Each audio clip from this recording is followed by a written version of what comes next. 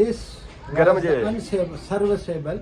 which was totally disabled by the machinist. Now they changed this welding and with other boring and all style of this.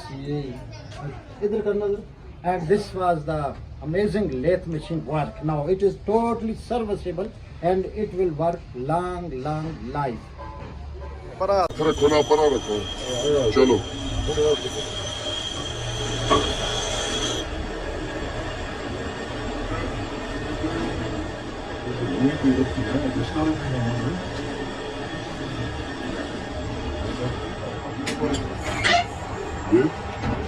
भाई ठीक है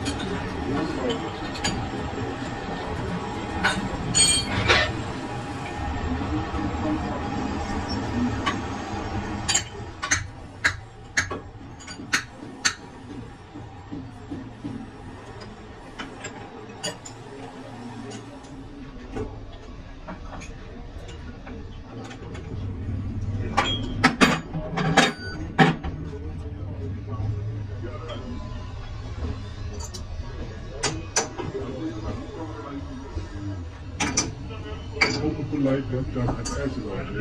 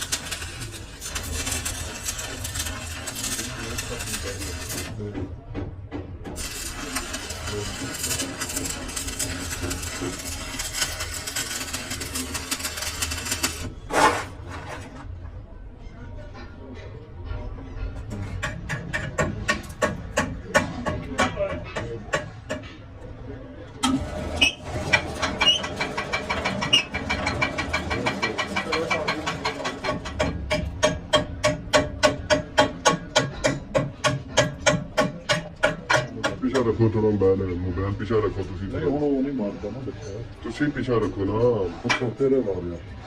ਕਿਦਾਂ ਮੈਂ ਕਿਹਾ ਉਧਰ ਤੁਸੀਂ ਬਾਹਰ ਹੋ ਜਾਓ ਮੈਂ ਕਿਹਾ ਲਾਫਟਰ ਲੈ ਕੇ ਜਾਣ ਕਮ ਸੇ ਕਮ 2-2.5 ਘੰਟਾ ਕਿਧਰੇ ਨਹੀਂ ਨਹੀਂ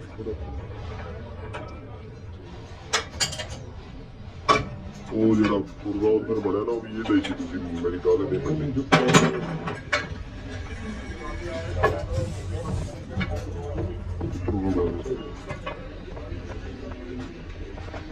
ਉਹ ਤਾਂ ਪਿਛਾ ਰੱਖੋ ਨਾ ਥੋੜਾ ਜਿਹਾ ਇੱਕ ਮਿੰਟ